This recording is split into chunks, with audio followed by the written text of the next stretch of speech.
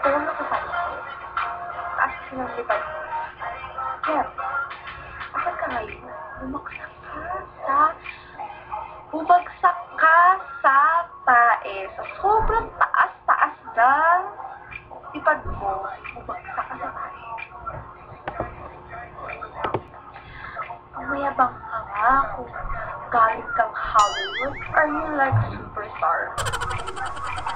Ikaw, hindi ka pa nga nakakarating na siya. Ang kaya ka na. Ang kaya na mukha mo. Kapag ka lang talaga sa Hollywood. Well, about 9-year-old business. Ganun talaga yung ugali mo. Sabihin ko nga sa mga tao dito, mga friends sa Facebook na ganyan ang ugali mo. Hey guys, don't look at her personality. Look at her attitude. Kasi ilang weeks ko lang na kasama yun. Kaya na. Alam mo ba? Saka ito lang ang masasabi ko sa'yo. Tumigil-tigil ka, ha?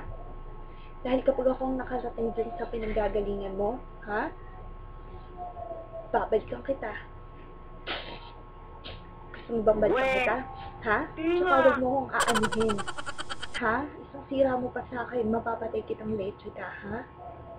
Kita mo to? To? Yung mga kamay na to, lahat to ipapasok ko to dyan sa bunganga mo. Kapal na mukha mo. Bakit? Sino ka ba, ha? Presidente ka ba? Kung presidente kita, amuhin kita. Pero kung hindi, hindi. Bakit? Sino ka ba, ha? Dito lang ako may lakas ng loob dahil hindi ako makapunta dyan. Dahil nag-aaral ako. Tumigil nga kayo. Kayong mga malalandi kayo dyan, ha? Kapal na mukha mo.